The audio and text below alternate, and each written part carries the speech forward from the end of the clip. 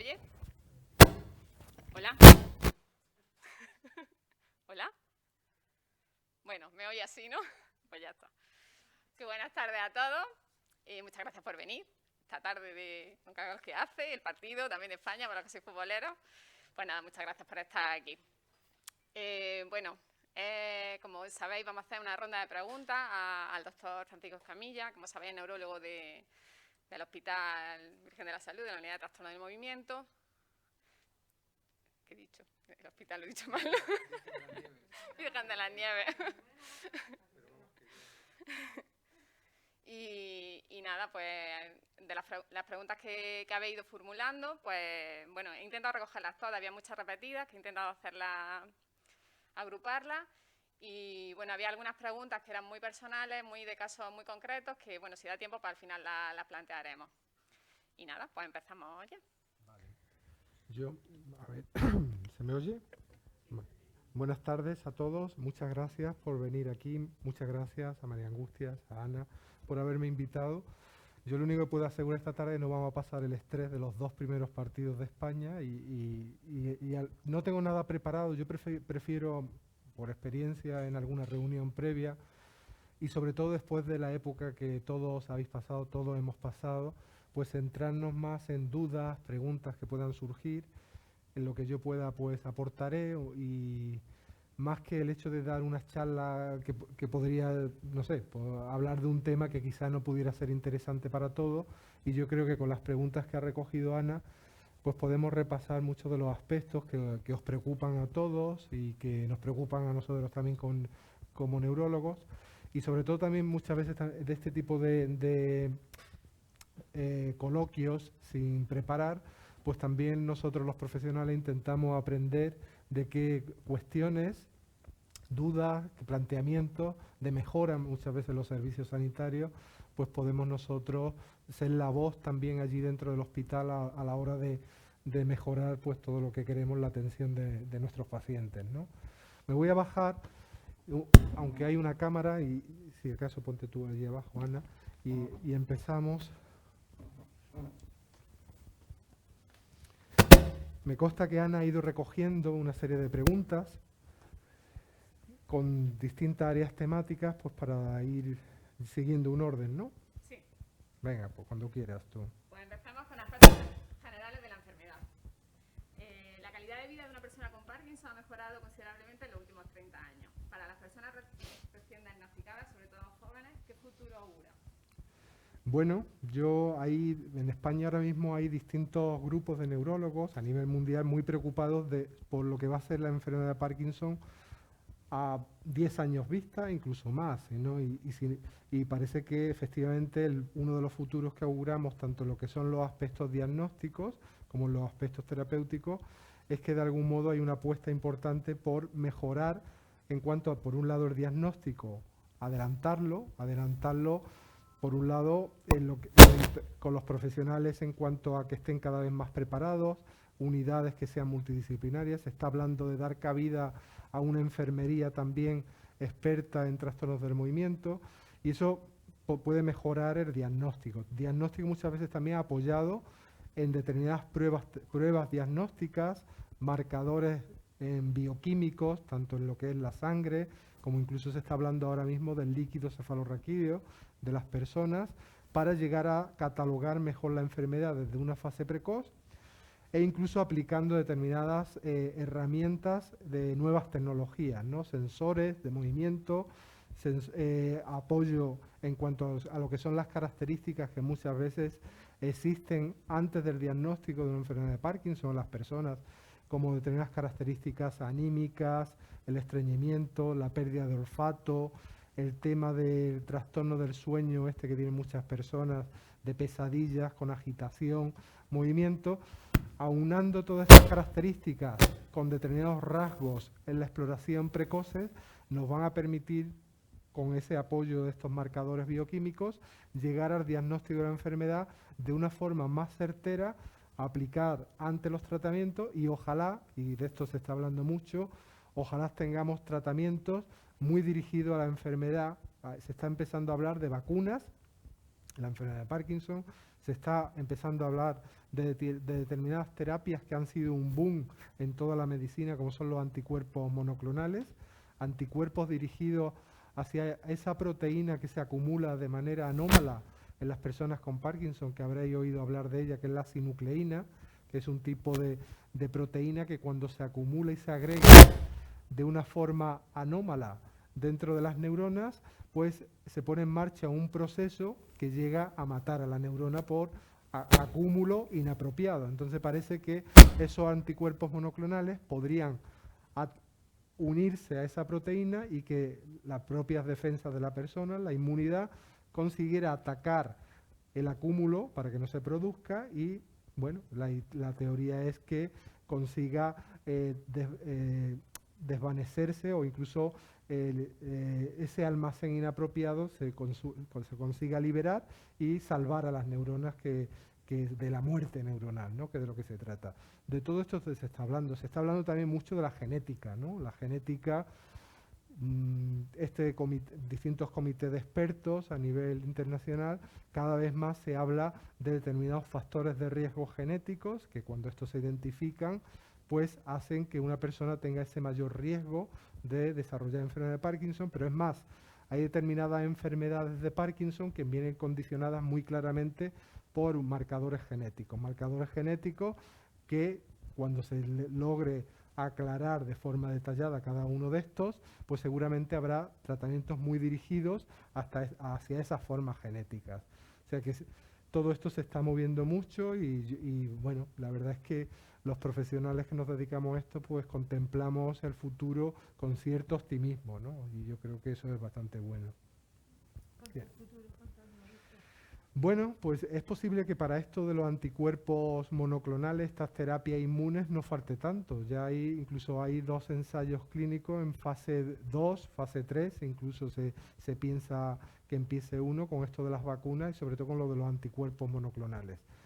Incluso en los fase 2, que es justo cuando se estudia la dosis que va a requerir los pacientes, y se está empezando a ver algunos datos de cierta eficacia, ¿no? Y todo muy preliminar, claro está, porque para conseguir demostrar la eficacia de este tipo de terapia se requiere ya poblaciones más importantes, más homogéneas, incluso muchas veces aplicando los tratamientos de manera ideal, pues precozmente, lo cual no quita que se pueda haber también beneficio en personas pues, que están en las que la enfermedad pudiera estar más evolucionada un poquito, ¿no?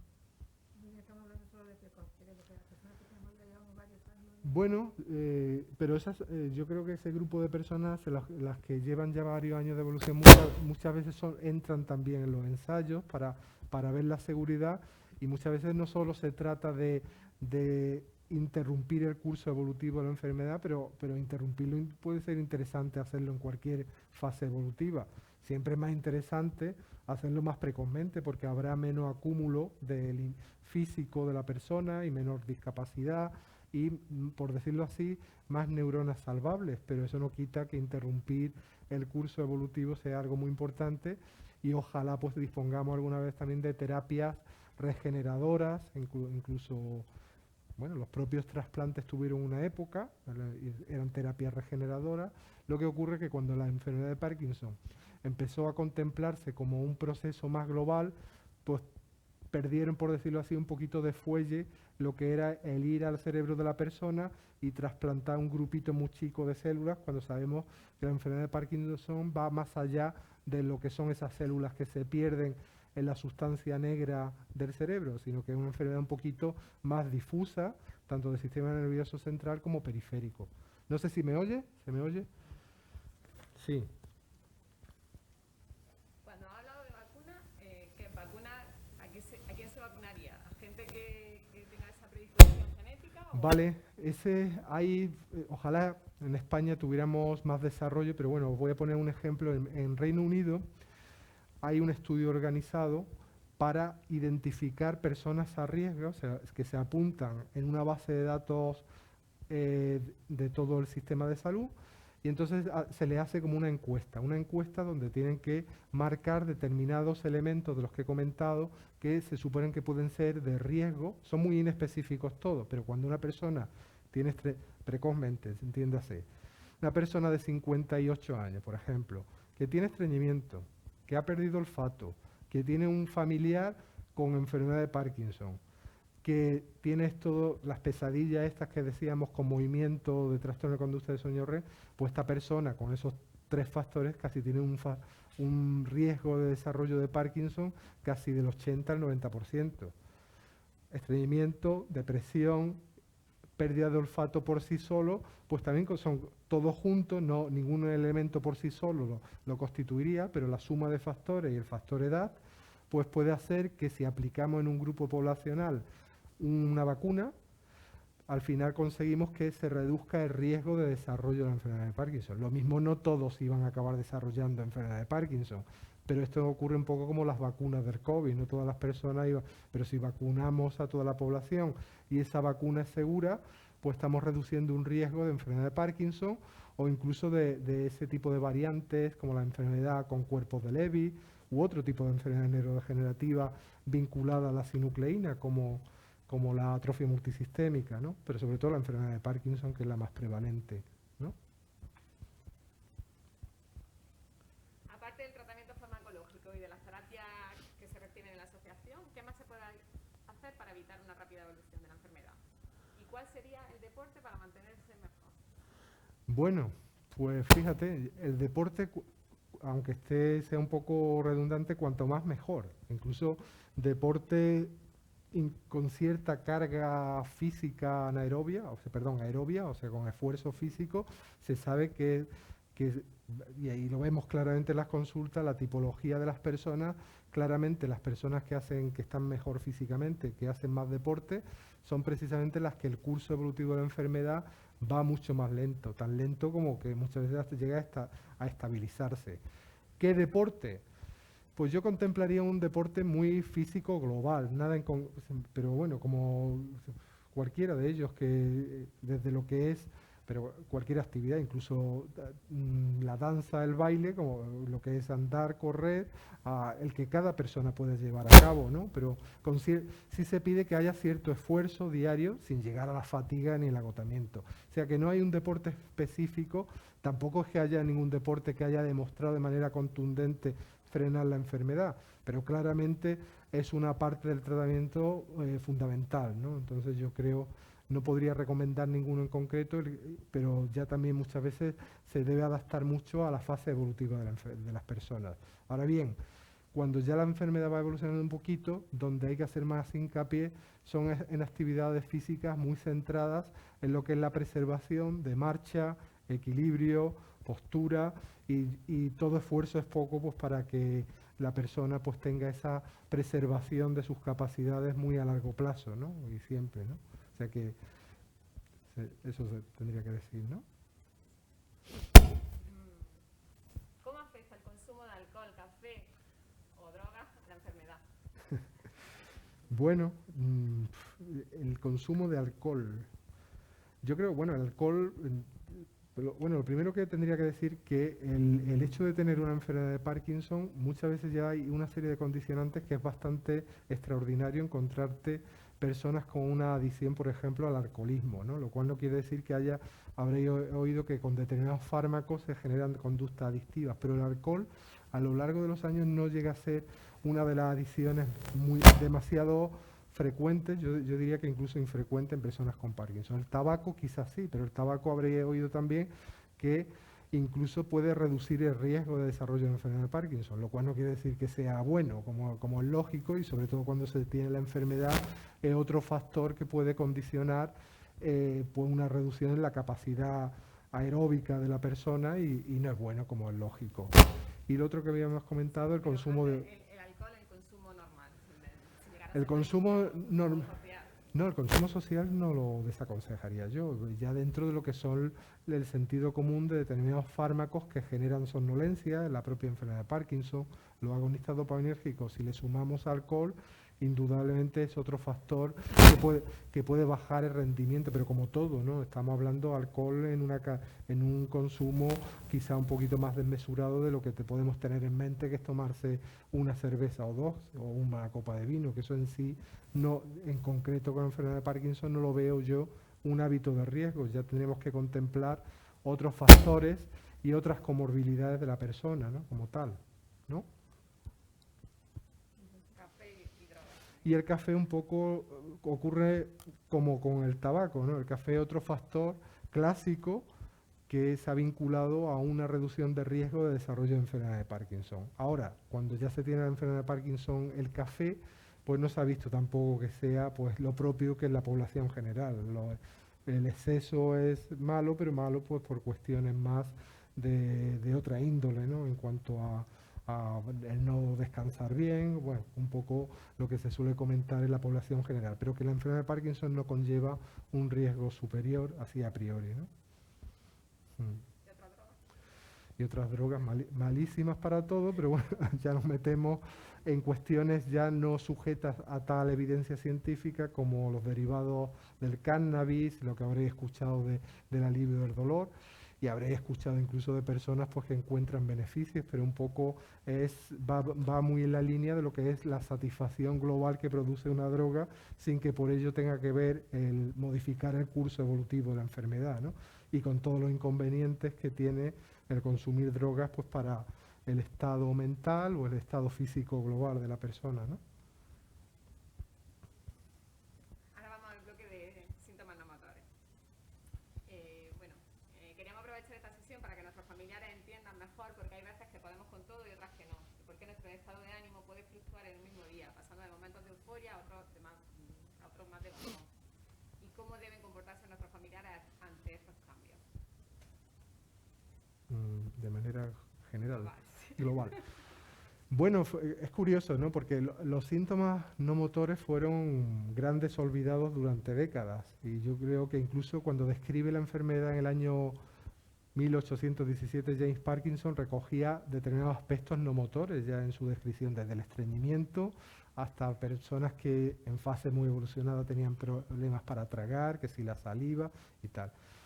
Bueno, y no sé por qué, a lo largo del siglo XX, lo que toma clara relevancia, supongo en parte por la respuesta que hubo en los medicamentos desde los años 70, es claramente lo que es la movilidad de la persona se convierte en protagonista.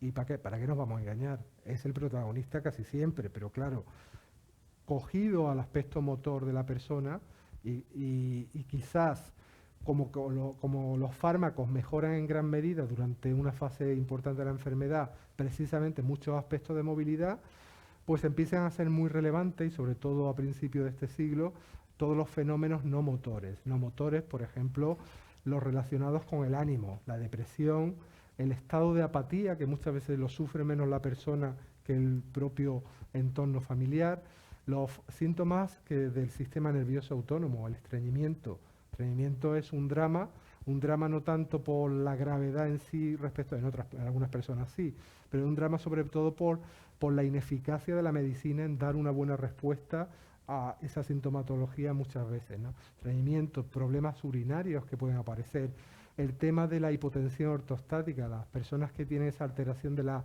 tensión arterial con esa disregulación que se produce, con los cambios que no, digamos que el cuerpo no llega a adaptar la tensión arterial cuando la persona cambia de postura. O sea, el hecho de que en una persona normal que no tiene una enfermedad, cuando cambia de postura, rápidamente el efecto, por decirlo así, de gravedad que se produce de caída de la tensión lo amortigua y por la contracción de la vasculatura periférica se llega a remontar la tensión arterial. Eso no ocurre bien en las personas con Parkinson, sobre todo en determinadas fases evolutivas y sobre todo también porque los fármacos que se toman de algún modo contribuyen a que el control de la tensión arterial sea un poquito más deficiente.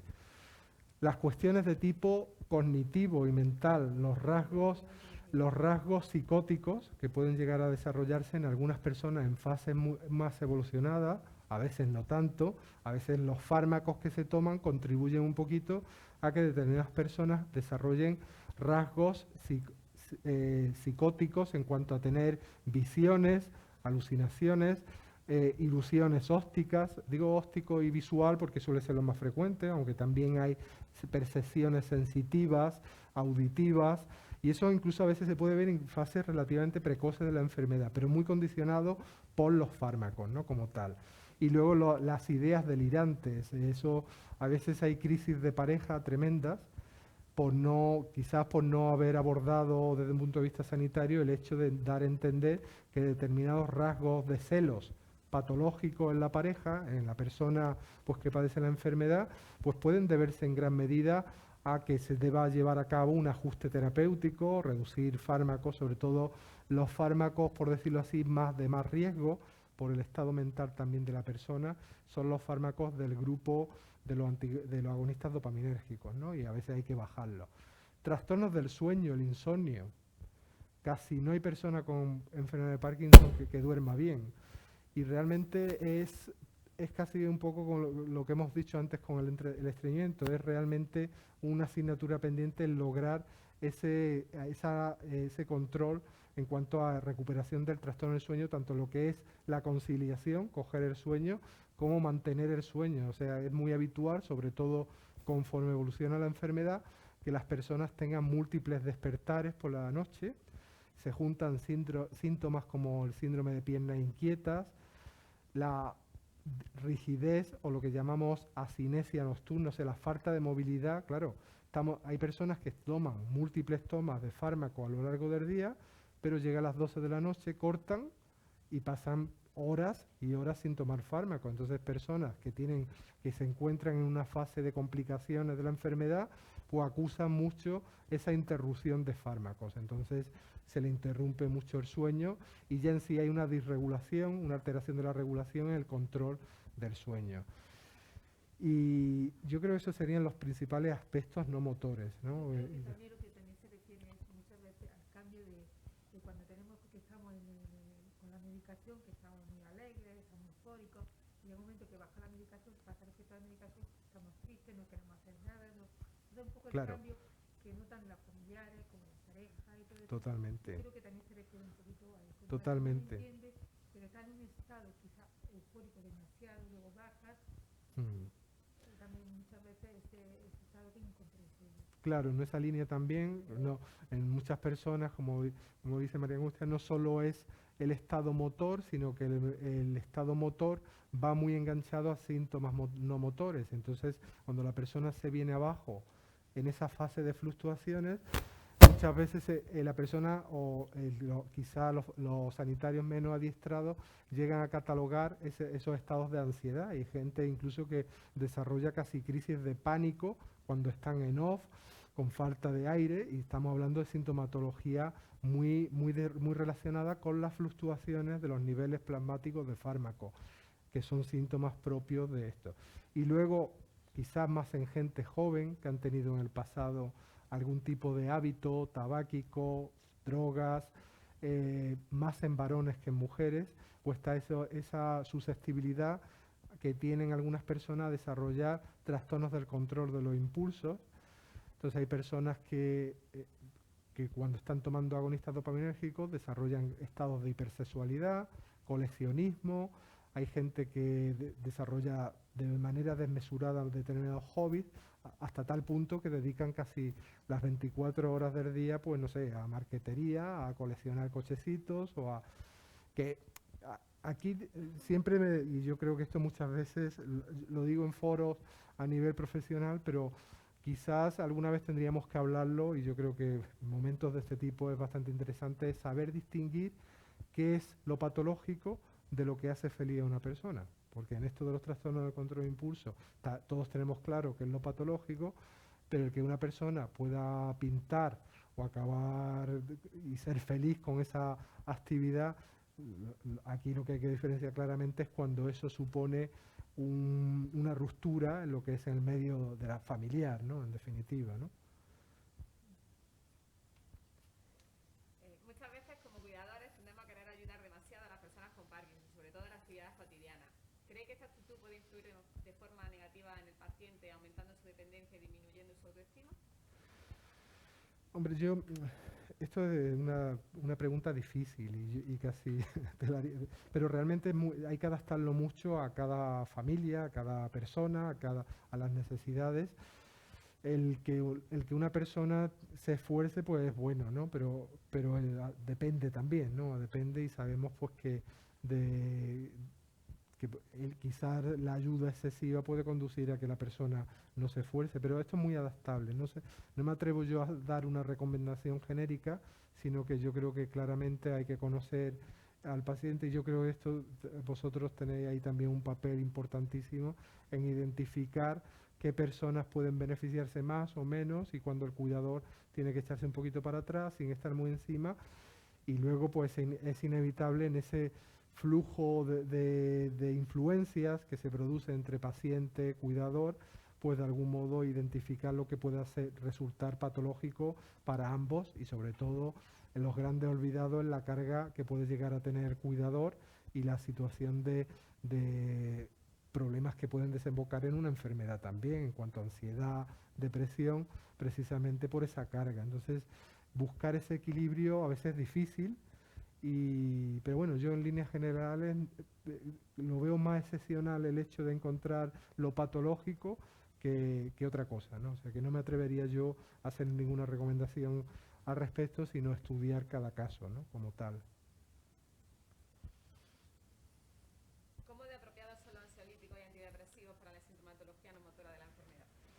Vale, esto es un poco la línea de lo que hemos comentado antes, ¿no? O sea, distinguir claramente si hay ansiedad, depresión, o si es, como ha dicho María Angustia, si es un fenómeno relacionado con las fluctuaciones. Entonces, lo primero que hay que tratar y hay que intentar es optimizar, que llamamos, el tratamiento propio de la enfermedad, regular al máximo la enfermedad con los fármacos convencionales de la enfermedad de Parkinson. Si eso no se consigue, y muchas veces es así, pues llega el momento de hacer la consideración de hacer uso de fármacos. Yo primero estaría siempre por los antidepresivos, ¿no? Antidepresivos que los hay en la actualidad con mecanismos de actuación, por decirlo así, bastante amplios. Y ya, si a pesar de todo no es suficiente, ayudaríamos o añadiríamos algún fármaco ansiolítico, pero siempre meditando bastante su uso y sobre todo por el rango de edad que podamos tener de la persona, puesto que muchas veces cuando superamos 70 años, por ejemplo, los ansiolíticos pues son fármacos que pueden contribuir a que la persona tenga peor rendimiento mental, más riesgo de caídas. Entonces, no es los ansiolíticos dedicándonos, en mi caso en concreto, durante años a esto, es un grupo farmacológico que lo utilizamos muy poco en personas con Parkinson. O sea, yo te diría que 1 de cada 100 personas, todo lo prescriba yo. Vale, pero es que muchas veces los traen ya puestos, muchas veces del ámbito de la atención primaria o como uso, como hipnóticos, que es lo más frecuente del uso del ansiolítico en personas con enfermedad de Parkinson, ¿no? Como tal. Y eso me viene, cuando he hablado antes del sueño, otro problema también importante y que puede empeorar los ansiolíticos es la hipersomnia, que se puede llegar a producir también con el uso de estos fármacos, ¿no? Aparte de los propios de la enfermedad. Hipersomnia, el exceso de sueño por el día, ¿no? Entonces hay personas que no duermen por la noche, su problema es el insomnio y cuando uno tiene que estar despierto tienen estados de ataques de sueño y pasan horas y horas pues, con mucha somnolencia y con pérdida de rendimiento, pérdida de la capacidad de atención. Y es un síntoma propio de la enfermedad de Parkinson, pero que puede estar agravado con determinados fármacos, de nuevo, los agonistas dopaminérgicos o fármacos de ese grupo de ansiolíticos que hemos comentado, ¿no? Ahora hay un bloque de preguntas sobre la enfermedad de Parkinson y otras patologías. ¿Hay relación entre la enfermedad de Parkinson y un mal funcionamiento del estómago? En caso de que esto ocurra, ¿qué se puede tomar? ¿Los probióticos son buenos? Vale. De esto, en los últimos años, ha habido muchas revisiones científicas, artículos, y así una demostración contundente de decir hasta qué punto influye esto tanto en el origen como en el curso evolutivo de la enfermedad, pues como que no hay, ¿no? Se ha hablado de que si el Helicobacter pylori, que si el sobrecrecimiento o determinados subgrupos, lo que se llama microbioma, que es el tipo, las bacterias que se tienen a nivel intestinal, cómo contribuyen al origen de la enfermedad. Y hay incluso modelos experimentales, en modelos con ratas, que llegan a conseguir imitar una enfermedad de Parkinson en un modelo de ratón actuando sobre el tipo de bacterias que se tienen a nivel intestinal. O sea que de esto hay algo, pero que nadie ha demostrado, y como suele ser, al final la enfermedad de Parkinson es una serie de susceptibilidades genéticas, factores de riesgo, pero no cabe duda que hay seguros factores ambientales diversos que pueden contribuir a esto. Y la vía de entrada clásica desde el año 2003, que un científico, un anatomopatólogo alemán, describe lo que se llaman los estadios de Braak. Braak y Braak son patólogos que describieron cómo la enfermedad podía tener su origen a nivel intestinal e incluso en mucosa olfatoria, y cómo se iba acumulando esa proteína que hemos comentado antes, la sinucleína, de una forma en progresión de abajo o de fuera, intestino, hacia lo que es médula, sistema nervioso bulbo, tronco del encéfalo, sustancia negra, incluso corteza. Y se empezó a hablar de que había algún tipo de causa, bacteria intestinal, que podía ponerlo en marcha. Bueno, llevamos cerca ya de 20 años buscándola, pero no hemos encontrado la culpable todavía, y seguramente de esto hay mucho, y no todas las personas siguen ese modelo cuando se han hecho estudios con pruebas, o sea, en personas que han fallecido, y se mira dónde están esos depósitos de sinucleína en todo el sistema nervioso central. No todas las personas siguen esa progresión de fuera hacia adentro, y de tal forma que no todo lo explica esta hipótesis intestinal o de causa periférica. A partir de ahí, en el curso evolutivo de la enfermedad, pues la dieta es importante, pero yo no diría que en cuanto a modificar curso evolutivo, ¿no? O sea, sí sabemos lo clásico, que es que en determinado estado evolutivo de la enfermedad, pues sabemos que hay que cuidar un poco determinados acúmulos proteicos. Se suele llevar uno las proteínas a la noche, ¿no? Precisamente porque existe cierta competencia a la hora de entrar la medicación, la levodopa, que es el fármaco Prince de las personas con Parkinson, a la hora de entrar en el organismo, parece que hay cierta competencia con las proteínas. De tal forma que se tiende un poquito a fraccionar un poco la alimentación. Insisto, estoy hablando de fase muy evolucionada de la enfermedad. Esto no tiene sentido en las personas que no fluctúan o que no tienen complicaciones relevantes. Entonces, en estas personas que tienen estas complicaciones, se tiende, ya digo, a llevar, a veces recomendamos llevarnos las proteínas un poco a la dieta. Y se sabe mucho también de que hay cierto enlentecimiento de lo que es el ritmo intestinal global, que hay una gastroparesia, o sea, el estómago va un poquito más lento, las digestiones son más pesadas, y eso puede contribuir también a que la medicación, pues, en determinadas personas tarde un poco más en hacer efecto o no sea tan efectiva, ¿no? Y eso es lo que se me ocurre de forma bastante, ya digo, dando algunas pinceladas, ¿no? Bueno, lo que aparte de que yo también, y algunas compañeras, pues también por eso que cuando un día tienes por cualquier motivo lo que es la digestión más lenta, ¿no? Ese día no, la medicación no te hace efecto. Claro. Por la mañana y dices, pues no puedo tirar mi alma, y si estás pesada de esto, no hago, que no hace Claro. falta la medicación. Entonces, muchos fármacos que no se absorben bien, y yo creo que otra de las asignaturas pendientes, y se está trabajando mucho esto, es mejorar toda la farmacocinética de todos los fármacos que hay en desarrollo, y se está empezando a hablar del uso, y hay distintos ensayos, de fármacos para saltarnos la vía digestiva. Se está empezando a hablar y ya hay tratamiento y personas, incluso en ensayo, con la propia levodopa, que decía, fármaco principal desde los años 70, en las personas con Parkinson sigue siendo la levodopa. Bueno, pues la levodopa, mediante una modificación bioquímica con fósforo, se puede administrar vía cutánea en perfusión en bomba, y con unas bombas cada vez más pequeñitas a nivel cutáneo, lograr de manera continua el efecto de la medicación, saltándonos la vía digestiva, que muchas veces es más errática a la hora de tener una buena respuesta farmacológica. Y hay buenas perspectivas de que fármacos de este tipo aplicados de esa forma pues pueden ser también una solución, sobre todo quizás en personas que empiezan a tener muchos altibajos de la enfermedad, y con esto pues consigue amortiguar esos altibajos y entrar y hacer que la persona se encuentre en una situación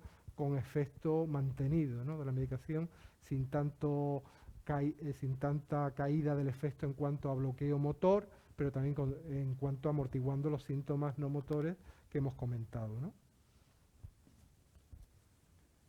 ¿Las distonías son como consecuencia de la enfermedad de Parkinson? ¿Cuál es el tratamiento más indicado? La distonía.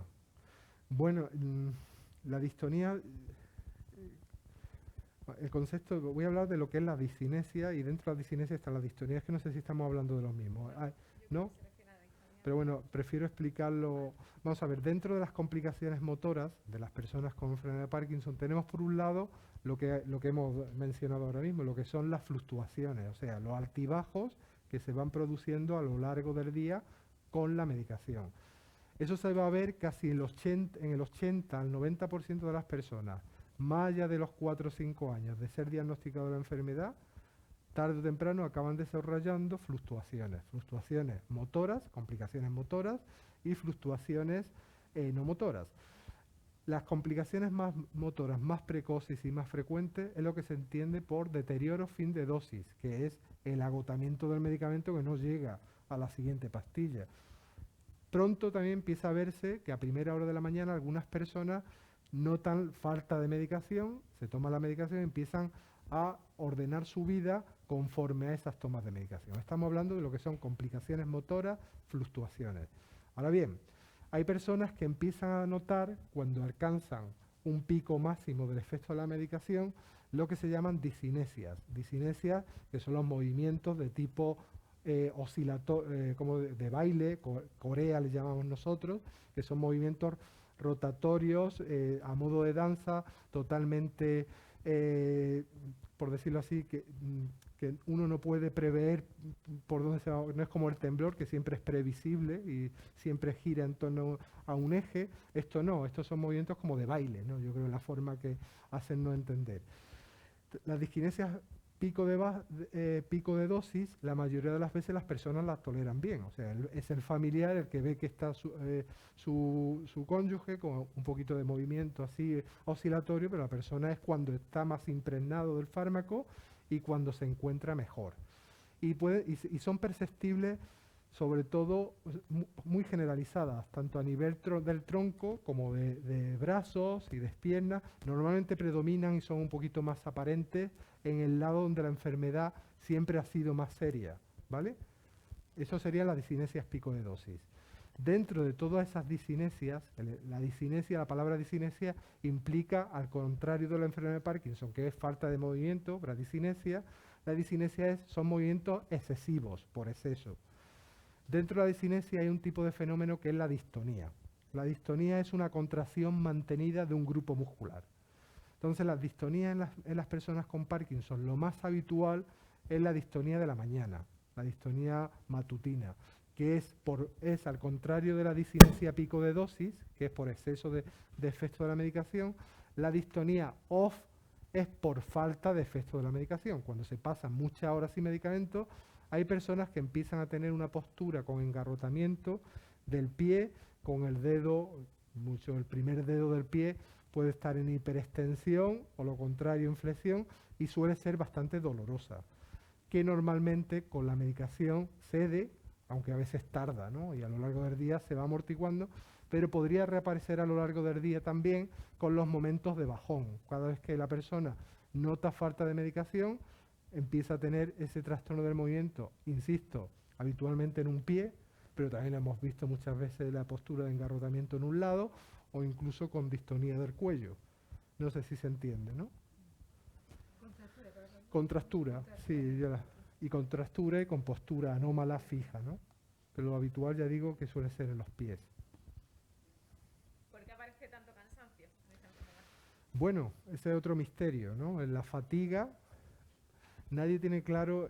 Por un lado puede ser un síntoma muy ligado a esto que hemos comentado antes, de la falta de efecto de la medicación, pero se cree que algo hay más. Y ese algo de más puede ser, por ejemplo, y hay hipótesis al respecto, que sea precisamente por lo que hemos hablado antes, por esas alteraciones del sistema nervioso autónomo, ¿no? Todo lo que es a nivel cardiovascular la persona también hay una pérdida de neuronas y incluso a nivel cardíaco, cuando hacemos determinadas pruebas, se ve que el corazón tiene una pérdida de receptores de la noradrenalina y hay quien piensa que gran parte de la fatiga pueda deberse a este tipo de cuestiones. Probablemente sea un poco un todo y no todas las personas tienen, la fatiga sea algún tipo de construcción, por decirlo así, que hace el sistema, o sea, la mente de la persona, de percibir su cuerpo pues, en ese estado, ¿no? Y que sea algo más allá de lo que sea solo el sistema nervioso autónomo. De tal forma que la fatiga sigue siendo un síntoma muy difícil ¿cómo lo decimos? Como muy difícil de responsabilizar a algún órgano en concreto, ¿no? Es como el hecho de sufrir. El sufrir puede ser dolor, pero tiene un trasfondo psicológico, subjetivo de la persona, ¿no? Pero bueno, en esto quizás sea mucho más orgánico que el concepto de sufrimiento, ¿no? En cuanto al tratamiento, si la medicación tradicional no es efectiva, ¿existe alguna alternativa natural? Si la levodopa no es efectiva, no existe alternativa natural. Creo que es más claro, porque es que las personas, para definir que una persona tenga una enfermedad de Parkinson, tiene que tener una buena respuesta a la levodopa. Y si se responde a la levodopa, seguramente hay forma, y la hay, como esta ABA, ¿no? El Macuna Prurien y todo este tipo de cuestiones que en sí lo que llevan es levodopa. Entonces, si no se responde a la levodopa, no se va a responder a la Macuna Prurien ni a otro tipo de elemento, y estaríamos hablando que la persona no tiene un Parkinson. Pues esta sería otra cuestión. O sea que la levodopa es la clave. Distinto es, y es así, que hay personas que pueden tener problemas de tolerancia inicial cuando se diagnostica la enfermedad y que llegue a costar el verificar que una persona responde a la levodopa. Pero sería extraordinario que una persona no respondiera a la levodopa y respondiera a otra cosa. Y eso cuestionaría en cualquier foro a nivel de científico que esa persona tenga una enfermedad de Parkinson, ¿no? Luego hay una pregunta respecto a la mucuna, que si funciona y que si se puede, combinada con el tratamiento convencional de Parkinson, mejoraría síntomas como la discinesia. Vale, no. No, no, no, y el tema es el siguiente, eso no quita que a título individual a alguien le pueda sentar bien algo, pero como una persona entre en esa etapa de complicaciones motoras y fluctuación, yo creo que y eso me lo podréis decir al que lo viva, pero una de las mayores, el mayor impacto que puede llegar a tener en la persona la enfermedad de Parkinson es precisamente el que su vida se haga impredecible. Entonces, si metemos factores de este tipo, cuya farmacocinética es totalmente impredecible y a título digestivo una vez entrará más, otra vez entrará menos, con lo cual, si ya de por sí una toma de un medicamento como puede ser Cinemex Plus o el Madopar, sabe exactamente los miligramos que son e incluso tomándotelo, muchas veces es impredecible, con algo que no controla las dosis, se puede tornar todavía todo más impredecible. Eso no quita que en determinada fase evolutiva de la enfermedad en la que las complicaciones no son mayores, pues uno se toma una Macuna Prurien y quede totalmente impregnado de dopamina y se note en un estado de bueno, eufórico y bien, pues claro, pero conforme progresa la enfermedad puede ser que nos metamos en una fase en la que eso no sea tan predecible. Y no solo eso, sino que desde hace bastantes años se habla de que la estimulación, o sea, el entrar a cañonazos, por decirlo así, con el uso de fármacos del Parkinson, lo que se llama estimulación pulsátil, al contrario de cómo funciona el sistema nervioso, que es un tono continuo fisiológico, cuando se dan golpes medicamentosos, eso puede contribuir a que el curso de la enfermedad se acelere en cuanto a estas complicaciones motoras. Entonces no es recomendable hacer uso de este tipo de fármacos, lo cual no insisto que a título individual pues seguramente hay quien le sienta bien en determinados momentos evolutivos, pero no es algo que científicamente sea recomendable. Bueno, siguiendo con cosas, ¿son aconsejables los suplementos de vitaminas tipo vitamina B12, vitamina D, omega 3, coenzima Q10? ¿Pueden interferir en la absorción de la levodopa o empeorar la enfermedad? No, de esto habría que hablar bastante alguna vez. Me refiero, el propio uso de levodopa se está viendo que todas las personas muchas personas con enfermedad de Parkinson, cuando les hacen niveles plasmáticos en sangre de determinadas vitaminas están bajitos, ¿no? Sobre todo la vitamina B12, el fólico. Claro, eso hacer una recomendación genérica de reforzar el tratamiento vitamínico, como que no, puesto que esto no es así. Pero sí convendría mirarlo, sobre todo cuando una persona ya está con dosis elevadas de levodopa. Interferir como tal, desde luego que no, pero recomendarlo tampoco de forma exhaustiva, ¿no? Un poco tratando de manera individualizada, ¿no? Cada paciente.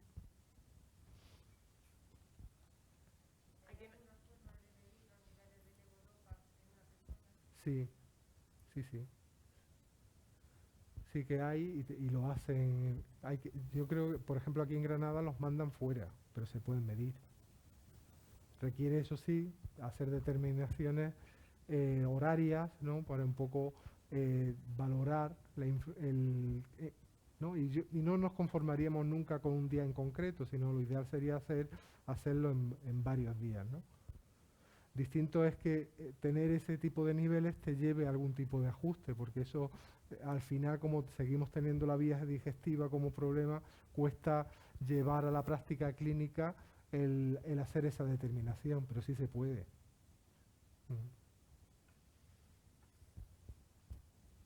¿Por qué seguimos con los mismos fármacos que hace muchos años? Pues la filemia, Pesín, que aunque dan por hecho que son muy eficaces, también hace pensar que nos avanza la investigación sobre nuestra enfermedad. Bueno, es que quien ha hecho la pregunta lleva toda la razón, es que es así. Hemos llegado un poco, aunque se está mejorando de manera vulgar la galénica que decíamos antes, la farmacocinética, se están buscando. Desde los años 70 la realidad es que no ha salido ningún medicamento mejor que la levodopa, esa es la realidad. Los dos grandes hitos del tratamiento en las personas con Parkinson son años 70 levodopa, principios de los 90 la estimulación cerebral profunda. Esos son los dos grandes hitos del tratamiento. A partir de ahí han entrado fármacos, por decirlo así, sucedáneos. Ahora bien, en cada época ha habido pacientes, ha habido neurólogos que se han enfrentado a la enfermedad de Parkinson, un tipo de enfermedad de Parkinson, por decirlo así, un tanto distinta en cómo manifestarse.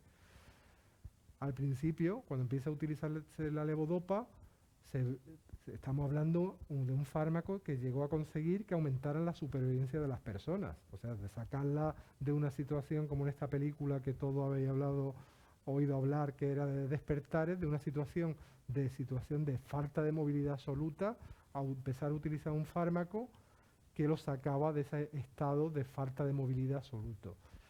La levodopa fue, pues, de forma vulgar, fue brutal, pero pronto empezaron a verse estas complicaciones motoras. Entonces, a lo largo de los 80, aunque ya había aplicaciones previas, pero empieza a complementarse el tratamiento de la levodopa con los agonistas dopaminérgicos. Y empieza a verse cómo cada vez se ahorra más en cargar demasiado de levodopa a las personas.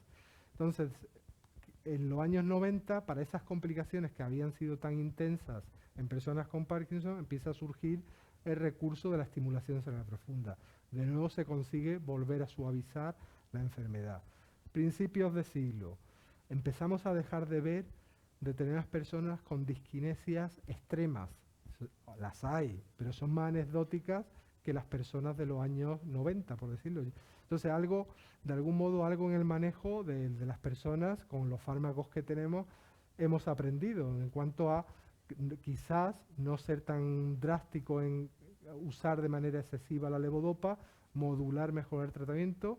Se habla hoy de lo que es ahorrar en la carga total de levodopa y con eso se consigue pues lo que tenemos hoy. Y hoy es que seguimos teniendo fluctuaciones y se está intentando mejorar la levodopa. Quizás la asignatura pendiente hoy, repitiendo esta idea, es por un lado no tanto el tratamiento dopaminérgico, que parece que la levodopa no va a haber fármaco más contundente que ella, sino lo que nos queda pendiente es actuar sobre esos síntomas no motores, que está claro pues que llegamos y estamos cortos con todas las terapias que tenemos. Y por supuesto, y lo que estamos esperando todo, lo que hemos dicho al principio, encontrar fármacos para interrumpir el curso evolutivo de la enfermedad. Entonces, a la pregunta que han hecho, yo estoy totalmente de acuerdo. Es que desde los años 70 estamos relativamente parados, aprendiendo a mejorar con lo que tenemos, o sea, mejorar el manejo, pues quizá cada vez mejor, pero no ha llegado ningún fármaco totalmente contundente en años, ¿no? Ahora recientemente se comercializaron dos, afinamida por un lado o picapona por otro, fármacos bastante potentes también, sobre todo la picapona, pero en esencia es un poquito más de lo mismo, y esa es la realidad. O sea que, y son fármacos que lo único que consiguen es potenciar el efecto de la levodopa. O sea que el levodopa desde los años 70, ¿no? Pero que no es que no se esté investigando, sino que no hay nada, Sí, no, pero bueno, yo que no hay creo nada mejor que la levodopa. pero que el objetivo ahora mismo es lo que hemos hablado al principio, terapia inmune, anticuerpos, terapias basadas en aspectos genéticos, mejorar los niveles plasmáticos continuos de la levodopa, echando mano de recursos, saltándonos la vía digestiva, ¿no? Ese es fundamental. Y nuevas vías, yo creo que en Estados Unidos se ha comercializado ya la levodopa en spray nasal, en eso estamos esperando también que aquí a nivel europeo se apruebe, pero todo muy dirigido a los momentos de bloqueo motor. Y los síntomas no motores pues siguen siendo los más difíciles, ¿no? En cuanto a encontrar una terapia muy contundente y la esperanza de nuevo, terapias muy dirigidas a esto de la sinucleína y a ver si con esto pues conseguimos disminuir, reducir el curso evolutivo de la enfermedad, ¿no?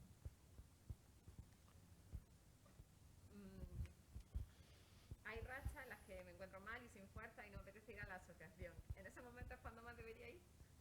Bueno, bueno, el año ha sido muy difícil para esta pregunta, desde luego. Bueno, eso claro es que el encontrarse mal, todo puede estar motivado por tantas cosas, pero una de las medicinas también tan importantes como la terapia física es socializar, y socializar en una asociación o en otro tipo de entorno en los que uno esté acompañado, yo creo que es de los mejores tratamientos que puede tener una persona para todo, ¿no? Para la movilidad, pero para comunicación y para tantos aspectos, ¿no? El apoyo no tiene precio, el apoyo que dais y las terapias que dais, que ya sabemos que la sanidad pública pues se queda muy cortita, ¿no? En esto, ¿no? ¿A que sí, no? Que sigan Totalmente, pidiendo la claro, asociación. claro. Bueno, en cuanto a las terapias de segunda línea, hay alternativas a la medicación oral, pero tengo la sensación de que llegan a muy pocos enfermos. ¿O es que son pocos los que cumplen los criterios para poder optar a estos tratamientos? Es así. Yo creo que no llegan ni al 15% de las personas con Parkinson son... Claro, esto tiene una lectura positiva y negativa. Me refiero, positiva es porque no hace falta.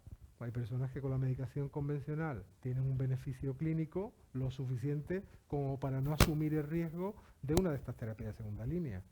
Y eso es muy positivo. Y negativo es porque lamentablemente hay personas que en determinada fase evolutiva de la enfermedad pueden desarrollar síntomas que son resistentes a la levodopa, porque la principal forma de saber cuánto se va a beneficiar una persona de estas terapias de segunda línea es ver a la persona en su mejor momento del día cuando está con el efecto de la medicación. Y eso nos hace predecir si una persona le va a ir bien o no una de estas terapias. Salvo un síntoma, el temblor. El temblor puede ser resistente a la levodopa y sin embargo va muy bien con la estimulación cerebral profunda. Entonces, predictor principal es el test de levodopa. Cuánto mejora la persona con el efecto de la medicación. Y eso lo hacemos muchas veces allí en el hospital, y eso es ver cómo una persona llega en situación off, sin medicación, y cómo cambia cuando se consigue el efecto de la medicación. Ese cambio de una situación a otra nos va a predecir el grado de mejoría que va a lograrse con una de estas terapias de segunda línea, que lo único que pretende es suavizar la enfermedad, o sea, hacer como si la persona estuviera todo el día bajo el efecto de la medicación. Con la estimulación cerebral profunda a las 24 horas, con las terapias de perfusión mientras está enganchada la terapia de perfusión, apomorfina subcutánea, y la levodopa hoy por hoy, la mejor forma de remediar y saltarnos la vía digestiva es irnos justo al punto donde se absorbe la levodopa, que a nivel intestinal no es otra que el duodeno, ¿no?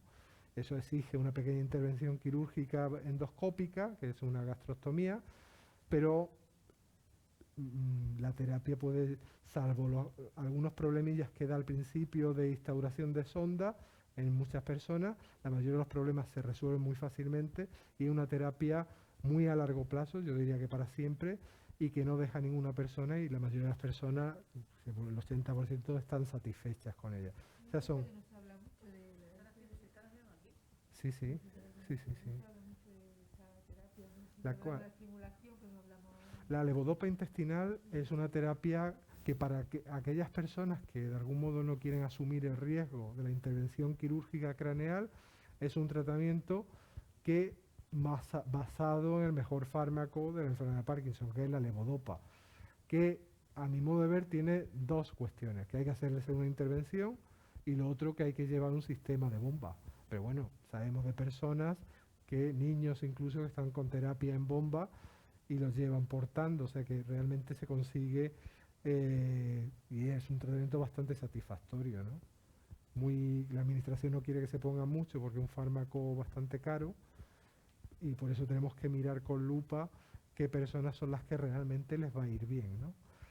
Y luego sobre lo que decíamos de terapia de segunda línea, hay determinados factores que sabemos que no van y siempre nos dirigimos muy a ellos, aquellos factores que no van a mejorar, como personas que pueden desarrollar o tienen riesgo muy alto o tienen ya una demencia, que ya afortunadamente eso es bastante infrecuente salvo en fases muy evolucionadas, o los problemas que incluso que tienen algunas personas que cuando, aunque tengan el efecto máximo de medicación, tienen caídas, desequilibrio, incluso en su mejor on, ¿no? Incluso cuando están en su mejor momento de levodopa, tienen ese riesgo de desequilibrio y caída no infrecuente, o sea que realmente están inestables y no pueden caminar por sí solos. Entonces a esas personas no les acaba de compensar asumir los riesgos de estas terapias de segunda línea por aquello de que no van a mejorar síntomas que por otro lado impactan mucho en la calidad de vida, ¿no? Sobre la estimulación cerebral profunda, ¿en qué consiste y cuáles son los criterios para poder optar a esta intervención? Bueno, lo hemos dicho un poquito, ¿no? Test de levodopa, persona que de algún modo ha alcanzado con la medicación convencional un techo, pero que responde, lo único que no puede cubrir todas las horas del día con la medicación. Si esa persona en el mejor en la mejor hora del día, aunque ese ratito dure muy poco, tiene una autonomía plena, camina, no tiene riesgo de caerse, se encuentra en una situación muy buena, aunque dure 10 minutos, por decirlo así. Si se ha encontrado ya, se han hecho múltiples ajustes medicamentosos y esa persona está empezando a tener riesgo de requerir la ayuda de una tercera persona, pues estaríamos ante el candidato ideal para la estimulación cerebral profunda. Normalmente se intenta que la persona, para lo que es la cirugía craneal, no supere los 70 años de edad, porque se sabe que superando esa edad tenemos que meditar mucho todo por el riesgo global de tocar el cerebro de una persona un poquito más mayor, ¿no? Y ese sería el candidato, y que la persona esté íntegra mentalmente, que tenga esa expectativa clara de mejorar sabiendo que no curamos la enfermedad, sino que lo que vamos a hacer es amortiguar el curso evolutivo de la enfermedad y que no tenga esos riesgos de caída, o sea, que tenga un buen on, o sea, que cuando está con el efecto de la medicación sea pleno, y ese es el mejor predictor. Y ese no es otra cosa. Entonces, una persona que quiere asumir que su calidad de vida está empezando a quebrarse por tanto ajuste medicamentoso, que empieza a tener esa pérdida de autonomía, distinto a la idea en el pasado que esto se dejaba un poquito como para el final, hoy no, hoy se intenta a elegir ese momento en el que la persona está empezando a tener limitaciones físicas relevantes y cuanto antes se intervenga, más años de ganancia en calidad de vida. Muchas veces la persona espera que vaya pasando y puede ser que en esa espera aparezcan estos síntomas que llamamos nosotros que son resistentes a los tratamientos, refractarios. Y entonces cuando uno va a echar mano de la estimulación cerebral profunda, ya no es tan oportuna, ¿vale? Bueno, existen las otras terapias de las que hemos hablado esta tarde, ¿no? Las terapias de perfusión, apomorfina, que aunque se habla de apomorfina, no tiene nada que ver con la droga, estamos hablando de un primo hermano, un agonista dopaminérgico, un primo hermano del pramiprazol o rotigotina, ropinirol, o sea, es un agonista dopaminérgico, que es el más potente y que cuando se aplica a nivel subcutáneo consigue remediar la situación continua de efecto medicamentoso, sin tener que llevar a cabo ni la operación del estómago que decíamos para la levodopa intestinal, ni la cirugía craneal. Esto es una terapia cutánea.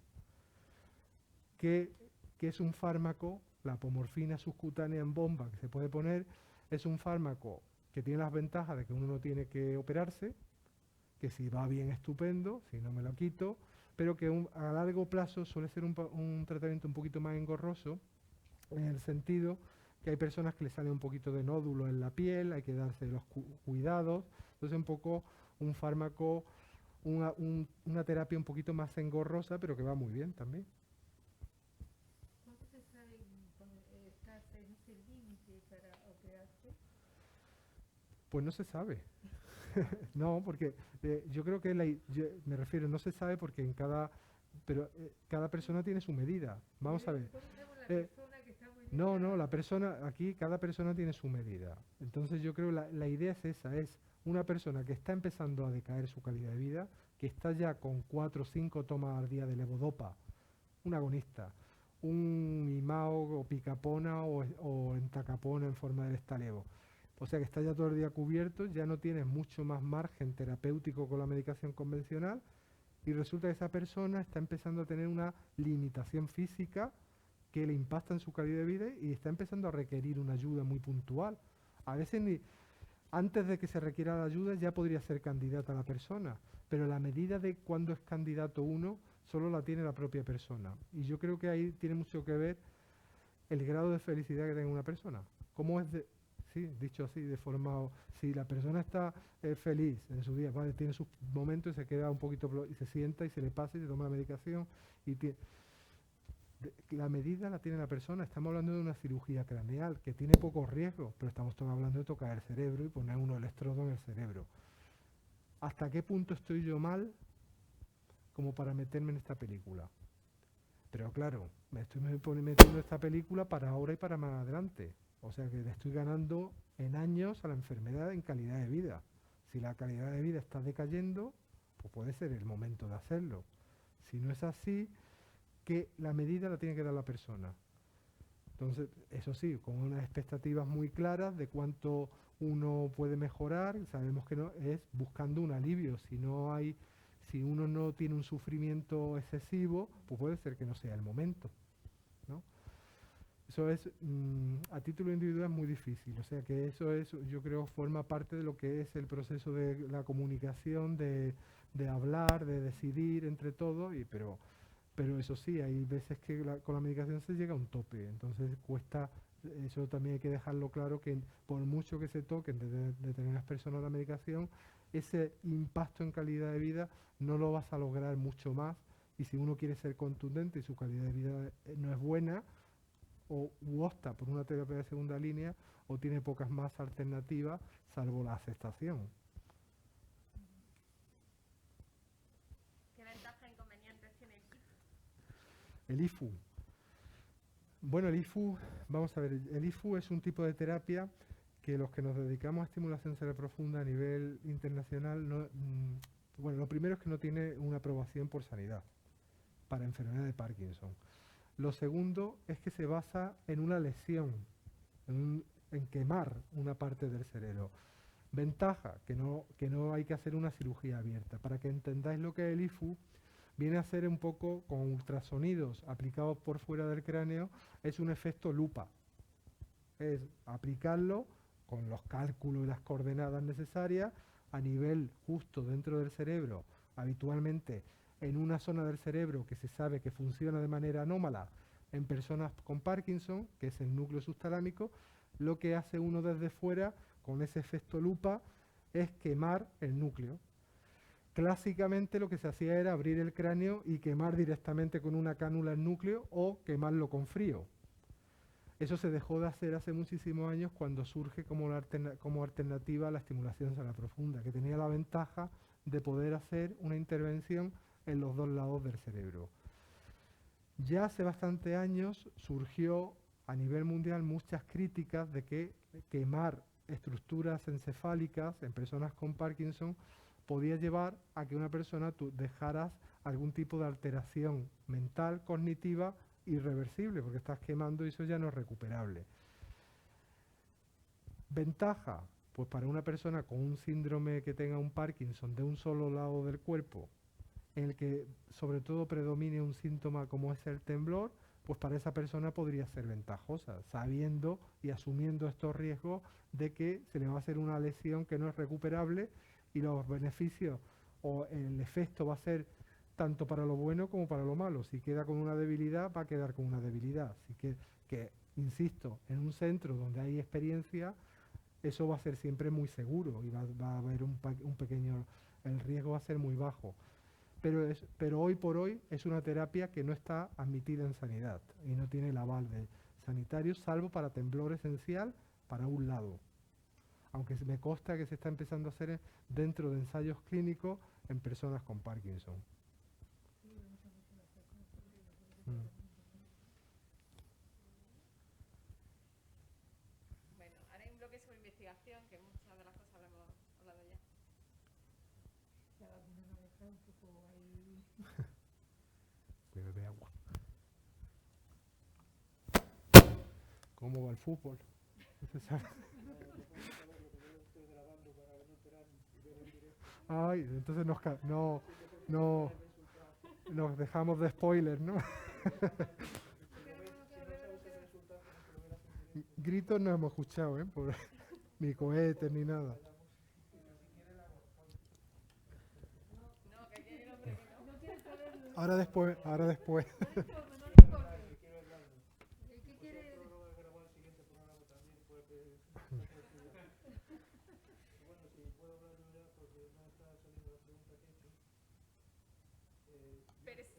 Venga, una.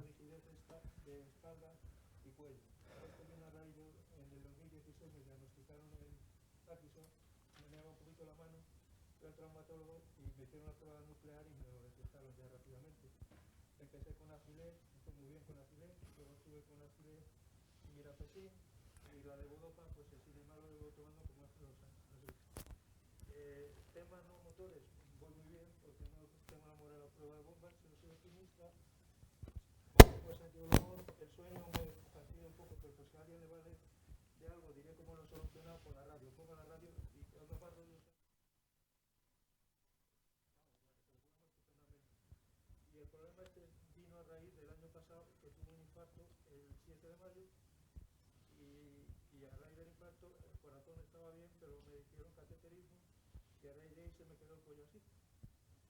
Y entonces no conseguí. Entonces desde enero el doctor me está infiltrando votos. 2 veces me ha infiltrado, a ver si consigue, porque por lo demás, cuando salí del hospital yo era un inútil total. Gracias a mi ángel de la guardia, pues yo me he visto, hago todo, ando 2 o 3 kilómetros con el andador este. O sea que en ese aspecto la levodopa me funciona bien. Entonces, mi pregunta es si los votos puede ser efectivo, porque es lo único que me quita calidad de vida, esta rigidez que tengo, porque lo demás ando bien. Ya digo que no motores ando bien, y eso que tengo una situación familiar dura, como mi hijo con una enfermedad mental, pero bueno, lo sobrellevo todo. Y lo único que me preocupa es esto, porque lo demás, si yo tuviera el cuello bien, haría vida normal completamente, porque en casa no ando con el andador, voy con el bastón o sin bastón, pero en la calle, pues claro, no veo bien los semáforos porque no puedo levantar la cabeza mucho. He estado en la fisio, me han estado haciendo de todo, pero el voto se empecé en enero. Y mi pregunta es si el voto termina respondiendo a ser efectivo para eso. Vale. El tema es el siguiente. Vamos a ver, la postura del cuello en personas con Parkinson a veces las vemos muy similares a las que usted presenta, y el tratamiento realmente, el de lesión, es claramente la toxina botulínica. ¿Qué ocurre? Que a veces la toxina botulínica cuesta a uno encontrar la dosis precisa, sobre todo cuando la persona tiene lo que se llama una distonía muy de cuello hacia adelante, porque cuando uno carga en exceso, la toxina puede irse a musculatura que muy involucrada en el tragar de la persona y generar lo que se llama una disfagia. Entonces ahí está un poco, supongo, el neurólogo intentando buscar ese equilibrio. A partir de ahí, este tipo de trastornos realmente siempre supongo que el compañero habrá llevado a cabo todos los estudios pertinentes para descartar otro tipo de circunstancias, pero ya de por sí, sí, por haberlo vivido alguna vez, es un problema médico que es bastante difícil, ¿no? Y yo creo que eso se lo habrán transmitido así. ¿Qué le puedo decir? Realmente el tratamiento estándar y de elección el que le vienen aplicando la toxina botulínica. Él está intentando lo que usted dice, Claro. que va a aumentar la dosis, llevo solo 2 infiltraciones en Mm. enero y cada 3 meses me va a aumentar la dosis y me coge aquí los músculos, me lo pone 5 o 6 infiltraciones para ver Claro, si acierta. Yo desde luego si consiguiera enderezar esto mi vida sería muy normal. fundamental, Estoy bien. claro. Muy bien. Siguiendo con la investigación, ¿qué hay sobre las investigaciones con inteligencia artificial para tratar el Parkinson? Bueno, ¿En qué consiste y qué opinión le merece? bueno, la inteligencia artificial es, la verdad, tremendo a todos los niveles en la medicina, ¿no? El impacto que está teniendo es creciente, el número de publicaciones es exponencial incluso, y en medicina incluso hay especialidades que están empezando a vivir con preocupación si se van a quedar en paro. ¿No? Es así, ¿no? El mundo por ejemplo, el mundo de la dermatología, ya simplemente con un retrato, una imagen de una lesión cutánea, ya hay programas informáticos, inteligencia artificial. La palabra inteligencia artificial no es otra cosa que hacer programas informáticos, hacerlos trabajar como si fuera una mente humana, ¿no? Entonces ya hay programas informáticos que hacen un análisis de imagen tan certeras como el mejor de los radiólogos, como el mejor de los dermatólogos, como el mejor de los oftalmólogos en el fondo de ojo. Entonces esa capacidad está ya ahí. Esa capacidad ahora mismo está llegando para dar apoyo a la mejora en el diagnóstico, a la mejora en los tratamientos. Hay otras especialidades que van llegando también, pero quizás son más dependientes y siguen siendo lo del contacto humano, con lo cual es difícil que la inteligencia artificial pueda ocurrir, ¿no? Y que haya robots encantadores, pero que eso supongo que tardará todavía. La inteligencia artificial está llegando y nos está invadiendo a todos los niveles, ¿no? Entonces son programas informáticos basados en matemáticas, estadísticas, hay múltiples modelos distintos con una capacidad que asusta, que a los que somos legos, de hecho incluso a los propios matemáticos les asusta el haber desarrollado determinadas metodologías. Por ejemplo, hay lo que se llaman redes neuronales, que digamos que son capaces de articularse programas informáticos que funcionan en gran medida como lo hace el cerebro humano. Entonces tú empiezas como, no sé, a veces la sensación es como el que mete la lavadora cosas y sale limpio y no sabes lo que ha pasado ahí por dentro, y sin embargo te has entrenado. O sea, tú le dices a un modelo informático, le metes 20.000 variables de una persona, o sea, variables de movimiento, su color de ojo, el pelo, cómo camina, cómo tal cual, y por el otro lado te dice, previamente lo has entrenado ese modelo y sin que sepas el por qué, con determinado algoritmo matemático, te dice, pues esta persona tiene tal enfermedad, esta persona tiene esta, y cada vez hay más de esto, ¿no? Entonces se están entrenando modelos tanto para lo que son aspectos del diagnóstico, pero incluso si habéis oído hablar del Big Data. El Big Data es hacerse con todas las variables que hay en Internet hoy en día y los dispositivos portátiles para predecir eventos de muchas naturalezas. Entonces la sensación de que estamos controlados en todo, pero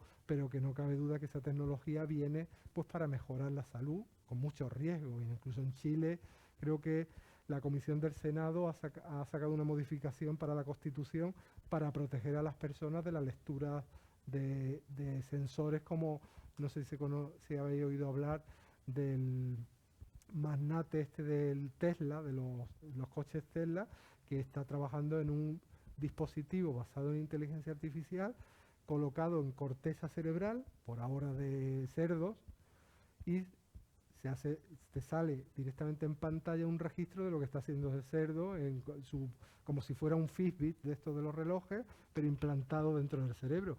Y quieren empezar en humanos. Claro, esto dicho así, a mi cerebro que no lo toque. Pero no olvidéis que hay personas con esclerosis lateral amiotrófica, con enfermedades que afectan a la comunicación, y quizás esto que tú puedas controlar con la corteza cerebral que se encienda una tele o empiezas a sacar un lenguaje básico, pues puede ser brutal lo que puede suponer esa llegada de nuevas tecnologías basadas en inteligencia artificial en la medicina, ¿no? Y esos son pequeños ejemplos y cuesta uno imaginar lo que puede dar de sí, o sea que, y esto está empezando, pero empezando a un ritmo vertiginoso, ¿no? Y tratar, porque está claro, esto estamos hablando, por ejemplo, este ejemplo que he puesto de la ELA es mejorar la comunicación de una persona, eso es tratamiento, entonces eso en sí es un soporte terapéutico muy importante, ¿no? Y para mantener contacto en las personas y a todos los niveles. Se está hablando ya de exoesqueletos lesionados medulares, que con el control mental está caminando una persona que está tetraparética, y eso es una realidad, ¿vale? Ahora de forma muy burda cuando vemos a la persona metido dentro de un esqueleto, pero el día de mañana seguramente basado en toda esta tecnología tendremos un esqueleto pegando saltos. No, es verdad. No, ya vemos cómo está evolucionando toda la industria del móvil, de los portátiles, de todo. O sea que es algo que en medicina pues cada vez se está notando más. Se está notando, no tanto a los niveles donde yo me muevo, porque todavía tenemos que ir a cargar la impresora y los programas informáticos son como son, pero que llegarán y mejorarán y tendrán un impacto muy importante, ¿no? ¿Y sabes si hay alguna investigación sobre este tema en Parkinson? Nosotros, sí, en Parkinson hay múltiples sensores en marcha. Bueno, ya hasta tal punto que el wifi que todos tenemos en la casa, tú lo puedes entrenar para detectarte y detectar qué persona del domicilio tiene Parkinson. Sí. Tú puedes entrenarlo como si fuera un eco, un radar, y puedes comprobar el ritmo de movimiento que tienen las personas dentro del domicilio. Y puedes saber qué persona es más joven, qué persona es tal, o incluso distinguir personas sanas es que hay un estudio de esto, no lo he dicho por gusto. Hay múltiples dispositivos, los propios móviles. Al final no se trata de llevar ningún dispositivo especial. Un móvil lleva un giroscopio, un acelerómetro, lo lleva uno en la cartera y comprueba el número de pasos que da, la velocidad de los pasos y cómo se desplaza esa persona a lo largo del día, cuándo para de comer, y sabe las horas que duerme, cuando te despiertas, cuando tal. O sea que controla tu vida totalmente. Y si yo entreno un modelo de inteligencia artificial, 10.000 personas, y de ellas 1.000 tienen enfermedad de Parkinson, pues en un algoritmo de este tipo matemático, sin que sepa el porqué, te dice perfectamente, llevando el móvil en la cartera, quién tiene y quién no tiene la enfermedad. Vale, hay estudios de esto, hay personas que tienen el temblor, y si el acelerómetro capta un mínimo de temblor en reposo, eso es muy certero para el algoritmo. Ya digo, y de esto hay mucha investigación. Nosotros ahora mismo estamos entrenando un modelo de inteligencia artificial precisamente y estamos dirigiendo un estudio multicéntrico nacional para ver cuáles son las características que tiene que juntarse en una persona para decir si esa persona es buena o no candidata a estas terapias de segunda línea. Y esto estamos basándonos en inteligencia artificial. Un compañero nuestro de la Universidad de Murcia, el doctor Carlos Madrid, que ha hecho, no es de la Universidad de Murcia, su padre es de la Universidad de Murcia, pero tienen allí un centro de cronobiología. Y ellos han diseñado un reloj que es capaz de controlar, o sea, de registrar la temperatura de la persona, a la vez que la luz ultravioleta lleva sensores de movimiento, de ángulos, de velocidad. Entonces la persona que lleva este sensor es como si llevara un laboratorio del sueño en la muñeca. Entonces sabe perfectamente cómo es la regulación que tiene del sueño. Esto lo han diseñado, por ejemplo, para camioneros, que sabemos que cuando uno está entrando en fase de somnolencia, le cambia la temperatura corporal y entonces salta una alarma y mira que tienes que parar, ¿no? Y dice, para el camarada. Y esto en personas con Parkinson pues puede servirnos pues para no solo los aspectos motores, sino no motores como el sueño, ver cómo se regula el sueño después de unas terapias de segunda línea. Y de eso hemos hecho algún trabajo también, ¿no? ¿Nos podría explicar el uso de la nanoencapsulación para administrar dopamina? Bueno, pues no. No, así con detalle, ¿no? No lo sé, pero va todo muy dirigido, sí, vale. He leído muy por encima, no tengo el detalle de lo que es todo el desarrollo tecnológico de las nanocápsulas, ¿no? Pero que al final va un poco a lo mismo que hemos hablado esta tarde, es asaltarnos la barrera del estómago y precisamente cuando te la saltas, que exista una tecnología mucho más predictiva a la hora de liberar la dopamina al ritmo que tú controlas y que eso permita esa entrada en el sitio del intestino donde se absorbe más la levodopa, que no es otro que a nivel duodeno yeyunal. A partir de ahí se me escapa el desarrollo tecnológico, pero hay mucho de mejora en la galénica que decíamos antes en cuanto a la levodopa. Al final, insisto, ¿no? Es esa búsqueda de nuevo el medicamento mejor de los años 70 es la levodopa y cómo lograr que llegue mejor al sistema nervioso. Pues cápsula, ya fue un fracaso en su momento las fórmulas retar, por mucho que se llaman retar, de retar nada. Retar, sí, retar, pero mal. Quiero decir que no se absorben de manera predecible. De hecho, los que nos dedicamos, los neurólogos, solemos utilizarla exclusivamente para la toma única nocturna, ¿vale? Antes de irse a dormir. Porque no son retar, sino tienen una absorción totalmente errática. Tienen una cubierta que hace que se libere el producto un poquito más lento, pero aún así sigue siendo errática y variable en cada persona, con lo cual no nos sirve para amortiguar las fluctuaciones. Eso no quita que tú puedas hacer uso de fórmulas retar, Cineme retar, Madopar retar, en personas que no tienen fluctuaciones, pues da igual, porque como no tienen fluctuaciones, el levodopa y da igual que haya pequeñas variaciones. Ahora, el que depende totalmente de los niveles plasmáticos, pues hay que desarrollar tecnología desde nanocápsula o la levodopa subcutánea que hemos comentado antes, ¿no? No comer y pasa directamente al cerebro. Claro. A ver, que nos queda poco tiempo. ¿Es aconsejable realizar estudios genéticos a las personas con Parkinson de cara a poder transmitir la enfermedad a nuestros hijos o para el tratamiento de la misma? Vale. Bueno, así a priori de entrada para el consejo genético, hoy por hoy no. Vale. Lo cual no quita que hay subgrupos de personas extraordinarios con una herencia que llamamos autosómica dominante, o sea, de una herencia muy directa de padres a hijos y con parkinsonismo genético con un curso evolutivo bastante negativo. Pero suele ser algo totalmente excepcional. La mayoría de las veces, como para consejo genético, no. Lo cual no quiere decir que tener estudios genéticos cada vez más puede ser de gran interés, sobre todo en los venideros tratamientos que haya muy dirigidos para formas muy de este gen, muy de este otro, o sea que de eso lo hay.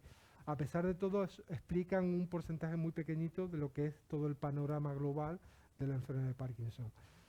Nosotros lo solemos reservar mucho más para personas que empiezan jóvenes con la enfermedad de Parkinson, especialmente si hay una carga genética familiar, un padre, un abuelo.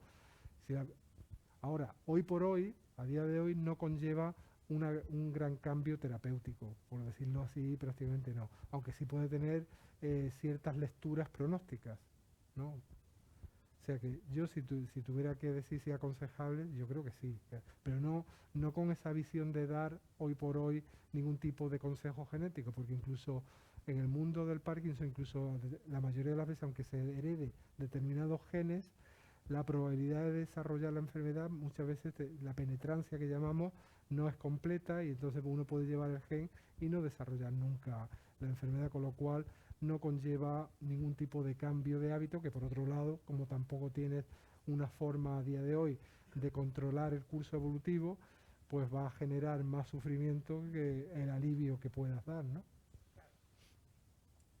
¿Cómo se podría conseguir participar en un estudio clínico? ¿A ustedes le llegan peticiones de laboratorios para seleccionar enfermos para ensayos clínicos? Sí, sí, no.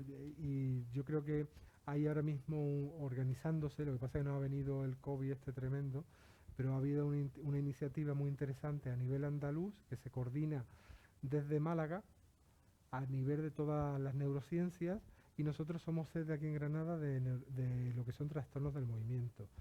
Y la idea el espíritu de este proyecto se llama Neuroreca, que es hacer llegar todos los ensayos clínicos a todas las personas independientemente de donde surja el ensayo clínico O sea que hay una plataforma informática donde persona de tal enfermedad que quiere estar interesado en algún ensayo clínico conecta y se puede ver en red donde hay ensayos clínicos en marcha de toda Andalucía, de eso en concreto. El cómo acceder a ello, pues a través de los neurólogos, pues que cada cual pues a uno lo lleve. Nosotros ahora mismo estamos participando en ensayos clínicos como tales, en Parkinson 2.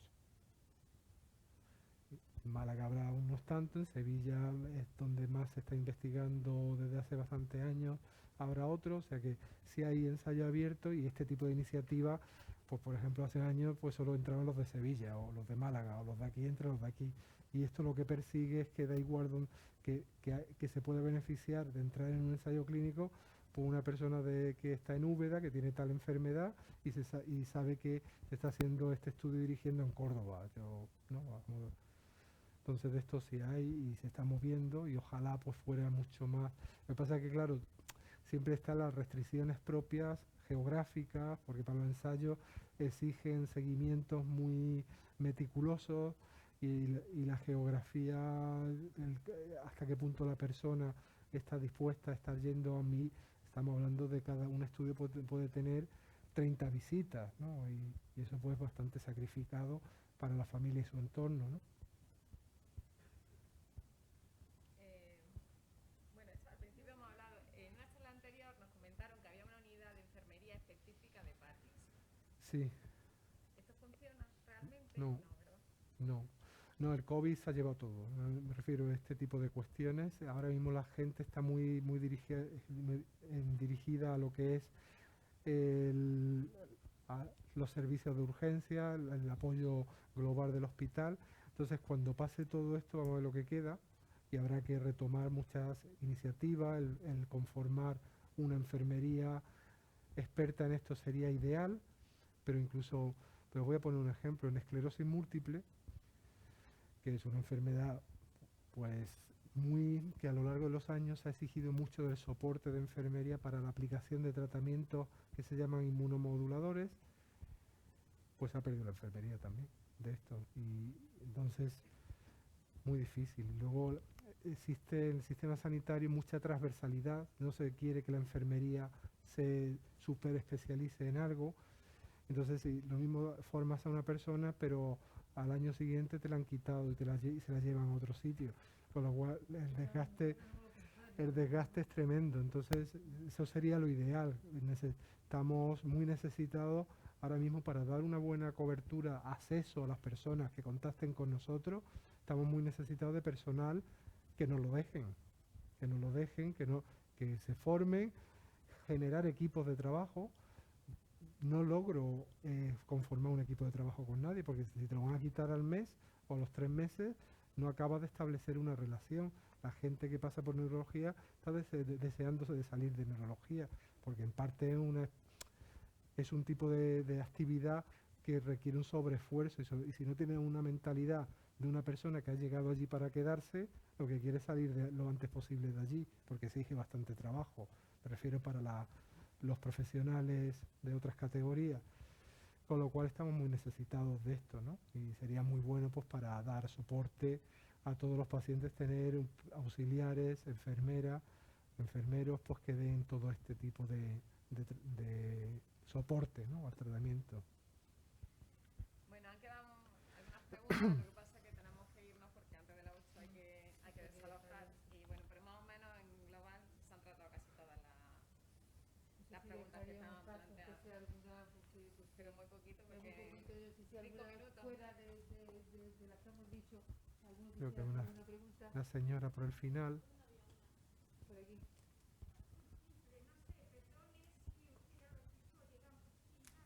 Sí.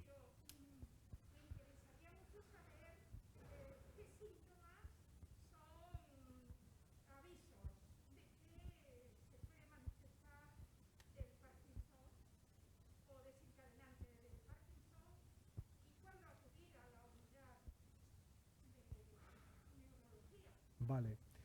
Bueno, antes, gracias por la pregunta, antes repasábamos también qué síntomas, lo que pasa es que son todos muy poco específicos, o sea que a día de hoy son muy poco específicos. A día de hoy sabemos de una serie de síntomas que cuando se juntan todos pueden suponer un riesgo, pero el riesgo muchas veces, salvo lo que voy a comentar ahora después, suele ser un riesgo bajo. Hay personas que tienen estreñimiento, pero eso, ¿sabe?, en la población general es tremendo y sabemos que el riesgo es muy bajo.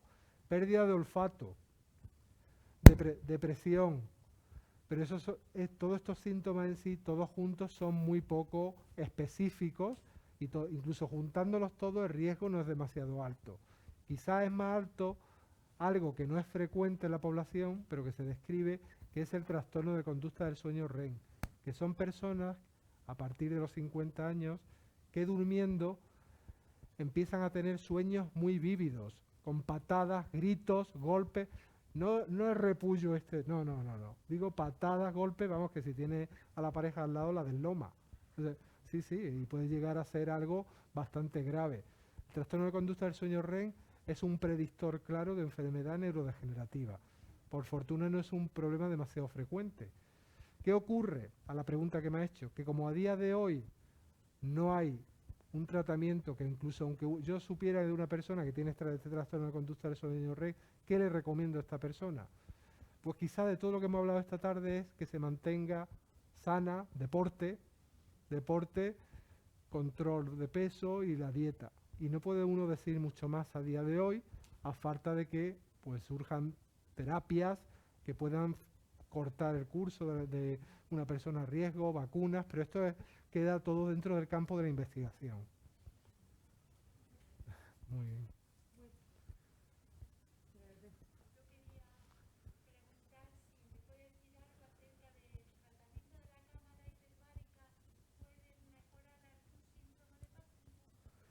Bueno, no tengo yo, seguramente habrá algún estudio, pero no tengo nociones como para que haya un estudio sólido lo suficiente como para que haya llegado a consolidarse como una terapia en la que suponga una recomendación, ¿no?, como tal. Entonces, salvo lo que puede suponer algún estudio muy puntual, no puedo hacer ninguna recomendación al respecto, ¿no?, puesto que no ha llegado a consolidarse ningún tipo de evidencia, ¿no?, aunque me consta que había algún trabajillo, ¿no? Rafa.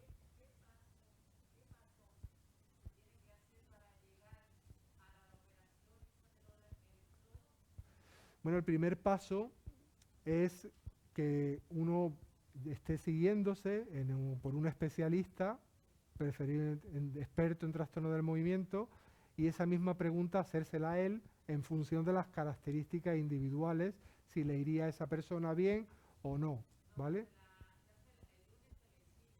Vale.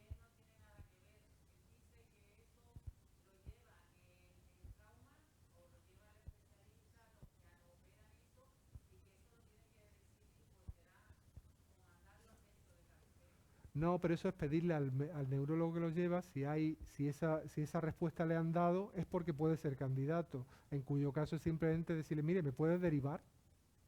Y eso tiene que...